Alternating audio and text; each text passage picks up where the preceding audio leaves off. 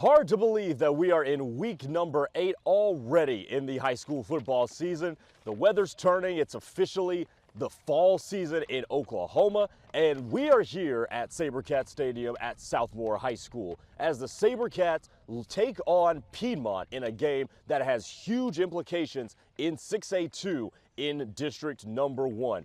Both teams are 5-2. Both teams are 3-1 in district play. And one team after tonight will leave with a leg up in terms of the race to host in the first round or potentially secure a first round bye.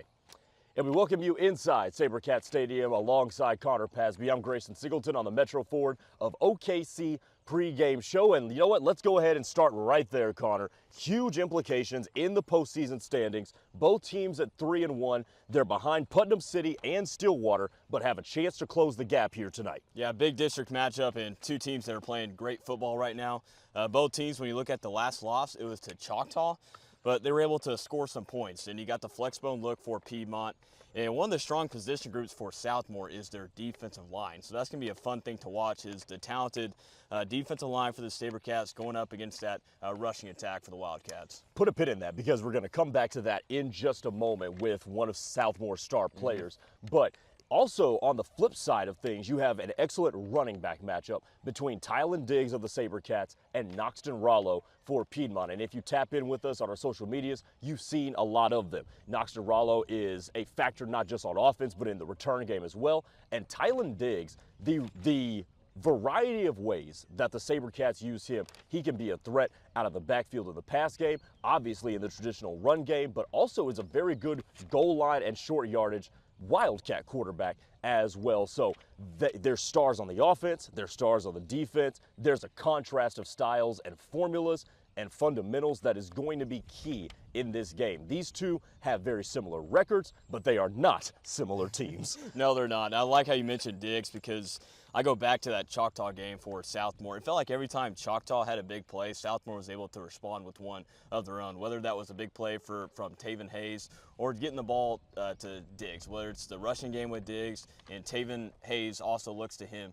in the passing game as well. Yeah, no doubt. And I told you to put a pin in that defensive line comment that you made just a second ago. And because we're going to kick off our player interviews with a guy that I asked about how in the world do you defend this Piedmont attack, because it's so different and you only see it one time a year. Naquan Carter, he's a commit to Kansas to play defensive end after his time at Southmoore is over, and we went into depth about the preparation and detail that it takes to go up against this Wildcat team. I just want to start out talking about your commitment to Kansas, sir. Tell me about that experience, going through the recruiting process and eventually landing on the Jayhawks. Honestly, going through the recruiting process, I mean, I was getting recruited by a few different schools at the time.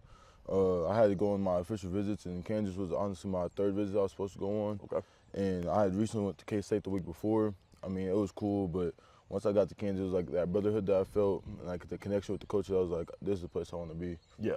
Let's talk about this game coming up against Piedmont. Obviously, for everybody, it's a different sort of system that they run, not one that you see every day, man. What's the preparation been like, and how detailed have y'all had to be this week leading up to it?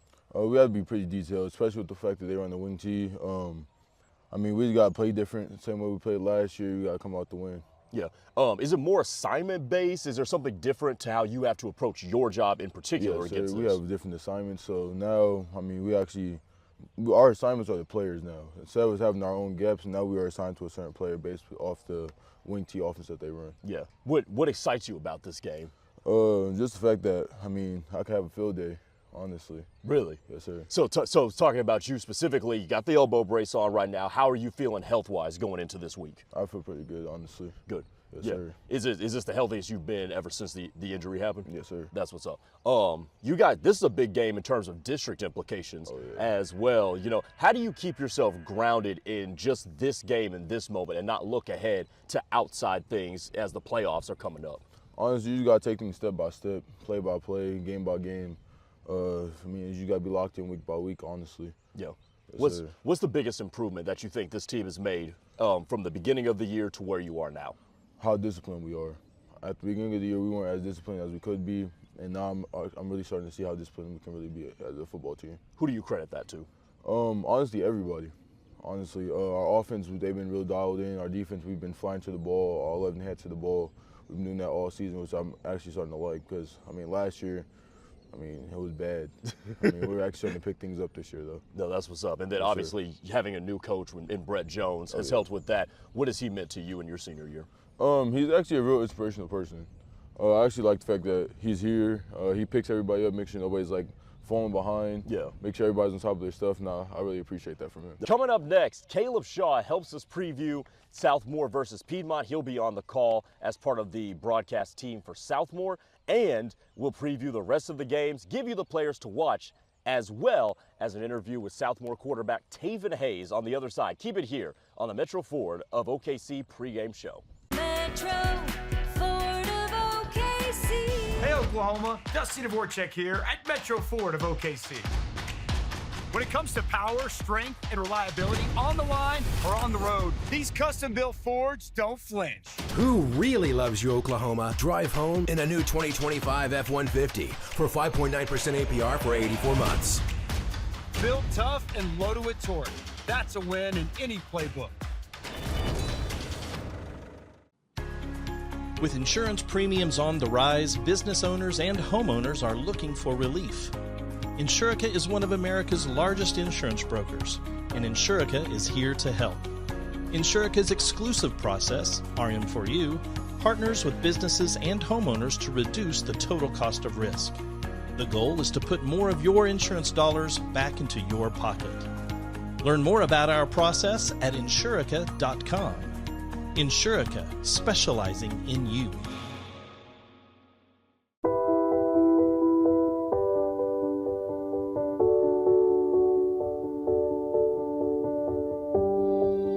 Spending life wisely means taking small steps towards a life of love and impact. And we're here to inspire and empower you along the way. Spend life wisely. First United Bank.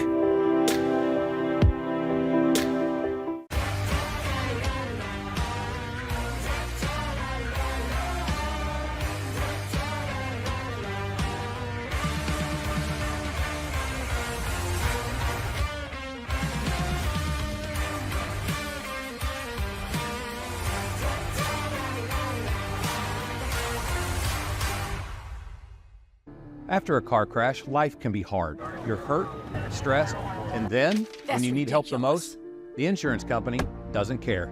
They drag their feet, question your injuries, and make things difficult. They put profits over people.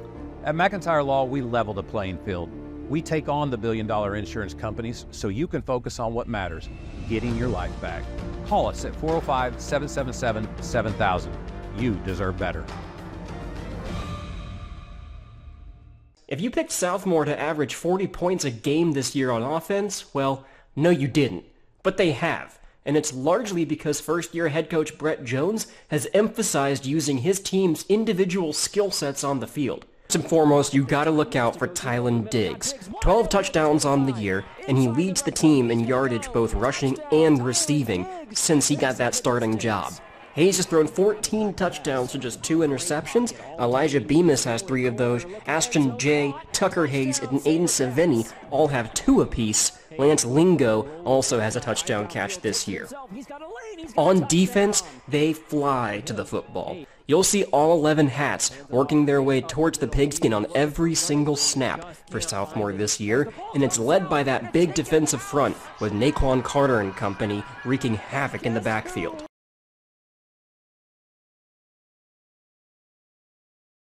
We're here for the Metro Ford of OKC game of the week between Piedmont and Southmoore. Connor Pasby joined by the Southmoore quarterback Taven Hayes. And first off, Taven, I know you guys are kind of past the midway point this season, but what were some changes, some things that you noticed from a year ago to now, just with this Southmoore offense so far? The big thing that really changed this year is having Tylen back. Tylen plays that huge part in our offense when it comes to receiving or running the ball and even blocking. I mean, Tylen plays a big part. And then we added guys like J-Ron, our left tackle, and then we moved Alex out to right tackle, and then just having guys like Eli and Ashton and Lance step up to play the big roles at receiver that we need them to play.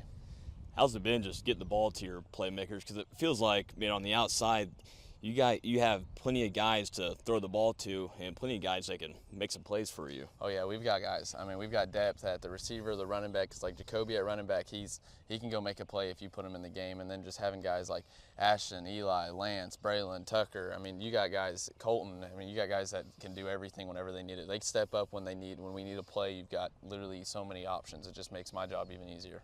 What has changed from you from last year, this year as a quarterback? You're making smart decisions. You're putting up a lot of points and a lot of yards through the air so far this year. The big thing this year is just not realizing I don't have to do everything. Especially having Tylen and Eli and those guys. Just realize that they make my job easier. It just makes it to where I can just distribute the ball and make everything easier, and I just can relax a lot more. We're going to talk about your defense throughout the show, but obviously they have a big responsibility this week, just dealing with that Piedmont offense. What are some things that you kind of had to change in practice to get ready for that Piedmont offense?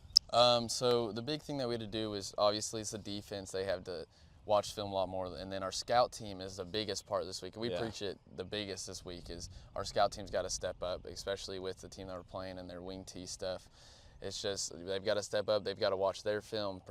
They got to perfect their offense so that our defense can have a good scout. Last thing for you, Taven, talking to Southmoore quarterback Taven Hayes, what are some keys for you guys to get a big district win? Because this is a big matchup against the Piedmont Wildcats. The big thing is we just got to control what we can control. We can't just step out of our boundaries. We just got to do what we got to do. We got to trust our teammates, trust that they're going to do their job. And then it comes with the scout team again. We got to trust that they're going to do their job, and then offense has to trust defense. We got to trust that they're going to get the job done, and then we got to respond and get the job done on our end.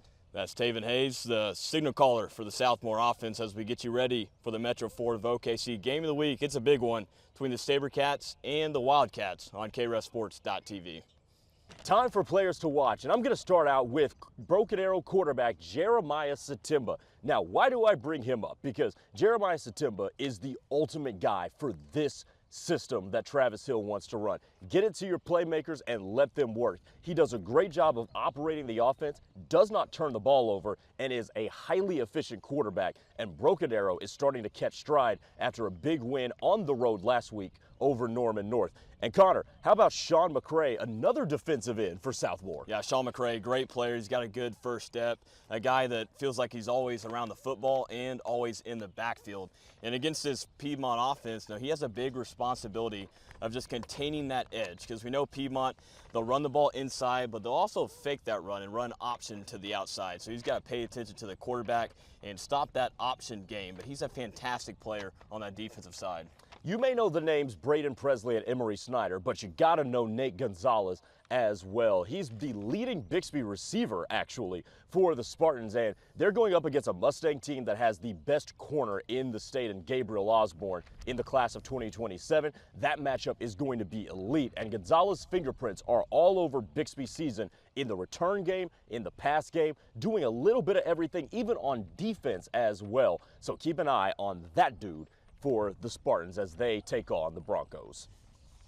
All right, time to preview the rest of the games on our KREFSports.tv slate here in week number 8. All of our games are on a Thursday this week as weather is expected to ravage the state of Oklahoma in thunderstorm fashion. But let's go ahead and kick things off. Edmond North and Enid, both teams 0-4, looking to get their first win in district play this year, Connor. This is an Enid team that gives up a lot of points and a lot of yards, whether that's in the rushing game or the running game and the passing game. I expect a big performance out of Chauncey Cravens, both on the ground and in the passing game for the Huskies in that one. Edmond North needs to win 2 of its final 3 games to make the playoffs. So you would think they need to win this one, because the last 2 games of their schedule on the road at Moore and at Jinx. So a pretty tough ending to the season, but they got to win 2 if they want to extend it to another week. Owasso is 5-2, taking on a 1-6 Edmond Santa Fe team that has some confidence after getting its first win of the year last week over Westmoore. Yeah, some confidence too on the offensive side of the ball. Able to put up 41 in that win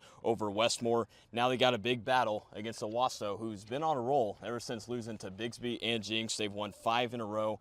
Jalen Battle on that defensive side for Santa Fe.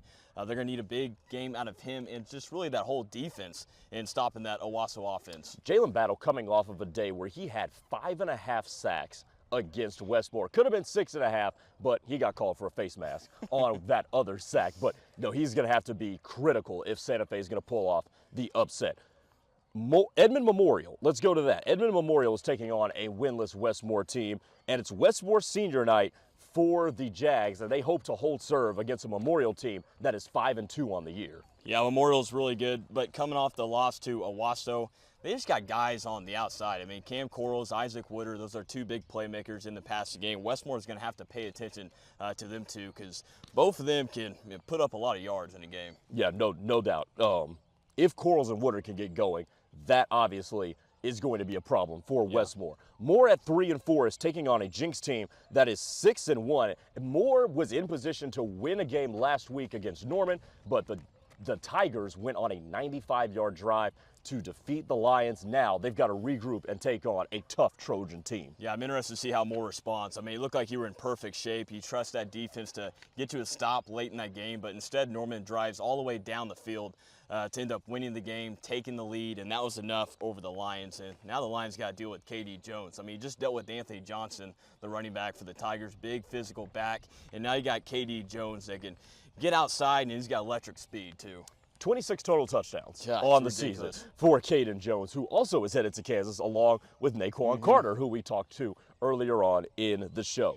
UConn at Norman North, as it's a bounce-back game for the Timberwolves on their senior night. Didn't play well in the last couple of games against Eastside foes. Now they get a UConn team that could tie them in the district standings if the Millers were to pull off the road win. This is an interesting game. You got two teams that can put up a lot of points. On Norman North side, you're looking to limit the turnovers. That's something that's been giving Norman North some problems. UConn's about keeping drives alive and getting stops, and they're going to need to come up with some stops against that Norman North offense that's really been on a roll. How about strength on weakness in this game? UConn is a team whose offense is predicated on the run with a couple of really good running backs. Norman North in the last 2 weeks has given up over 700 yards on the ground in those two games combined against Union and Broken Arrow.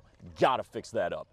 Speaking of Union and Broken Arrow, they're playing each other this week as the Red Hawks travel to BA to take on the Tigers, who got that big-time commanding win over Norman North last week. Yeah, this is a great matchup. We talk about the early season for Union, just a difficult start to the season for the Red Hawks, but they have responded now 3-1 in district play. Same thing with Broken Arrow. These are two of the heavyweights, I mean, that we talk about a lot at the 6A level, and now they get to battle it out in a big district game late in the year. Yeah, and we talked about how well Jeremiah Satimba has been taking care of the football. He's going to have to do it again because Union has scored 4 defensive touchdowns this year. So keep that in mind as we go along.